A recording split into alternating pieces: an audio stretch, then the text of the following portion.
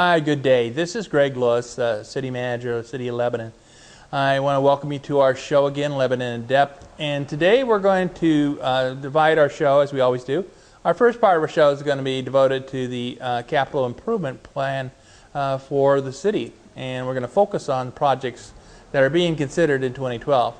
And then in our second part of our show, Chief Alexander is going to join me from our Lebanon Police Department, and he's going to discuss some of the particular specialty areas that the police department works in. You have to excuse me today. I usually don't have a bunch of paper lying around, but as we're here, because we always try to be informal, and this whole point is to connect and provide information to you. But because I'm going to talk about the capital improvement plan and the various projects, I want to make sure that to the extent we can cover them during this segment, that I don't miss anything.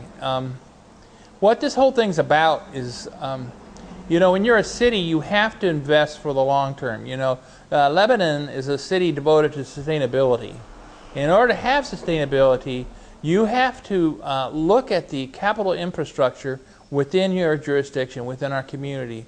We have to continue to look and see where we need new capital improvements, where we need to change out or transform existing capital improvements, or we simply have to do a reconstruction of capital improvements. This is an investment on behalf of all the residents of the city of Lebanon, and they have to be carefully measured as to cost and benefit and risk. I'm going to give you at least a sampling, if not all of them, that we're going to be pursuing for the dialogue. The dialogue is an extensive dialogue. It opened already with the first meeting with the Capital Improvements Committee of the Planning Board. From there, that committee, it'll go to the Planning Board for a conversation.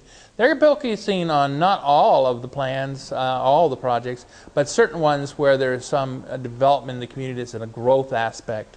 Then the full plan is going to go to the City Council of Lebanon, and it'll be this fall. It's going to be a companion to the 2012 budget. And right now, as I've said in previous shows, it's a very strenuous challenge for the City of Lebanon, as it is all cities. You can see by the recent activity at the federal level, coupled with the prior activity at Concord from the state level, that the shifting of costs or the diminishment of revenue to our city is ongoing from all different directions. So I think it's very important to us that we be careful in what we pick and choose to do for capital improvements. The capital improvements that I want to mention today, first of all, is a lot of things have to do with our processing of sewer water and storm water. One important thing is that we have a pump station that is to replace sewer infrastructure, and this sewer infrastructure is necessary because we remember in this area where we're going to do this pump station, it is the new Lebanon Middle School, and also previously the Public Works facility of the city, and there's the Hillcrest acreage development. Now, when all that comes about, the flow from the sewer in that area is going to overrun our capacity of our present pump. So that is a piece of the capital improvement plan that will be passed this year, and passed on for consideration this year. That is a substantial sum. It's $1.4 million, and that would come out of the fund of our sewer fund. So that means it's the rates you pay for sewer and water. That's the first project I wanted to mention today. Second project is that in our fire department, as with all our departments, we have to try to maintain a replacement program so that we can do replacement for ambulance and fire engines, and we're going to replace one fire ambulance this coming year in the proposal, if that's approved by the City Council. If you don't do that sort of thing, considering how many runs they do and over what period of time, you can imagine the kind of wear and tear you might get, and we have to keep them in good shape for the safety of everyone here. That sum of money for fully equipping one will reach a sum of projected of $180,000. The next item I want to touch on is the Department of Public Works Sewer Collection System Evaluation. You probably are aware of that the federal EPA, the Environmental Protection Agency, have us under a consent order. And we have to, under the consent order, we've got to inspect and evaluate the city's sewer lines and the manhole structures. We got to make sure our systems are properly maintained, have proper capacity. That sum of money that will be necessary for that program is going to be $200,000. Now that'll come again out of the sewer systems funding, and that again will be on the rates that are projected for having to pay for sewer service. The next one is again related to infrastructure, about how we deal with different elements. In this case, it's the landfill phase 2C expansion. Our landfill was modified in 2008, and the landfill slopes were changed in 2008. At this time, we need to get additional capacity. And what we are attempting to do with this project is there's going to be a design, permitting, and construction for a new phase at the landfill, and that will allow us to continue to provide those landfill services. I think you know how valuable that is, to be able to go proximate to your community where you live and handle the solid waste stream that you have in our community. That particular item, again, that will go on rates for the solid waste program, and that particular program is going to be proposed at about $3.8 million. So it's a substantial sum, but it's necessary because it's going to serve our community for many years ahead. That puts us out like 15 or so years ahead. The next item that we have for consideration in our capital improvement program is that the Public Works needs to bring into compliance its radios. Many of you who might be knowledgeable about radios, you have to realize, as you already do, that the FCC has changed its requirements for licensing, and as a result that you have to go to narrowband.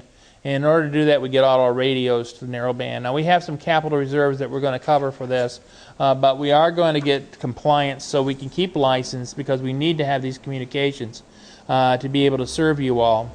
And that radio compliance issue is $90,000. We are going to look at the corridor roundabout. We had a roundabout committee, and we want to expand that. The City Council is interested in expanding the roundabout study on 12A. We all know that there's some difficulties sometimes in the moving of traffic on 12A. There's probably going to be some bigger plans for all our pathways and all our corridors as we plan for the future with the master plan. But we're going to look at the possibilities of utilization of roundabouts along 12A. This will give us a lot of information no matter what, because it'll get some ideas of how the traffic is flowing there. We're going to be looking at our CSO project. Now you see, as I do, I live in a neighborhood near Sim Hill, and that we have the separation of our stormwater and our sewer lines going on. And this is extensive, and you all realize how extensive this has been. The total project is supposed to be complied with. Last one started in 2018. 2020 under the consent order. So we're moving along through this decade. There's a lot of money that needs to be had for this program, and you can see it everywhere you go. Everywhere you see new roads, new curbing being placed in. I think there will be further discussion along those areas about what we can afford or not afford. But this 2012 is that $4.5 million is being talked about in this proposal. And that's pretty much the average of what you're going to spend for 2013. And it goes down about 3.5 in 2014. So this is a long-term deal. It gets close to $50 million of total investment by the city in these type of projects. Our airport, is a uniquely situated place for those who have gone out there and looked at the airport, flown out there like myself out at Cape Air. As you fly in, you notice the unique contours of its surroundings and all the trees.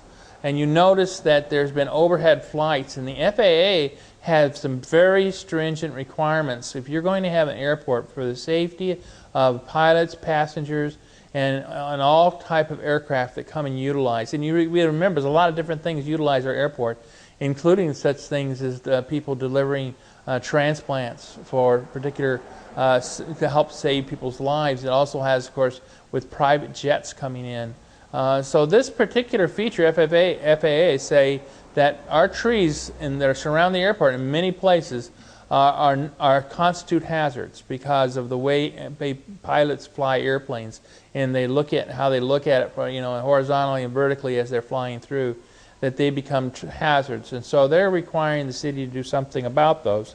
There is some controversy about the airport. Many things are happening with regards to the airport. The FAA administration is shut down right now, and so we're having to do things to deal with the FAA. It hasn't been reauthorized. We're doing an environmental assessment in the airport, and that's going to try to show what else we might have to do. So that's a very important piece. I think one of the, as I get toward the end of our first segment, I want to make sure we talk a little bit about one very important feature, and that is mechanic street reconstruction. I live in West Lebanon, of course I work in City Hall, so every day I drive mechanic, and I drive it from up on Sim Hill all the way down. And I think many of us who drive that every day notice and feel the flow of the traffic, the wear and tear on the streets, and the unevenness of the streets, and the right-of-way and where it's existing, the interface with the intersections. There's some bridges along that way. There's some proposed developments off of some of the entryway streets, and so that's a very important project because it's linkage. And I guess one of the things about Lebanon, I think, is that there has to be some movement in our community to a unification of our spirit and unification of the vision of what Lebanon is about. So we should have connections. And we need to have this conversation on mechanics. And so we want to make a priority to connect this street, fix it up, bring it up to the standards it needs to do. We don't know exactly what that will be. It'll need to be studied and designed on how many lanes it might be. There's a bridge on that called Mechanic Bridge, and that's toward the end of the eastern part as you get toward the green in the City Hall. That needs to be substantially reconstructed. So that's a very important project, and we want to send a message about it's to be funded on a split where most of the dollars, 80% will be picked up by the state, 20% by the city. And we want to provide the message to the state at all times that we're very interested in this and that we would like to get it in their queue. Now, this is good dialogue. We're under stress financially because of all the things that have been occurring, less revenues, continuing expenditures because we are a growth center. We are a hub. So the question is how much money you can devote to debt levy. Our current debt levy and a property tax increase would be about 2%. So when we talk about having new projects, and anytime we do debt, we'll have to be very, very, very careful about it. We've kept the property tax debt items to the Mechanic Street, where most of the costs are going to be picked up by the state, and the CSO, which is required of us by federal law. So that's kind of brings you a little bit up to date. I'll keep coming back to you and talking more about the CIP program as well as the 2012 budget. Appreciate your attention and involvement as citizens. These are important things, and the more citizens we have involved, the better off we'll be. So we really appreciate that.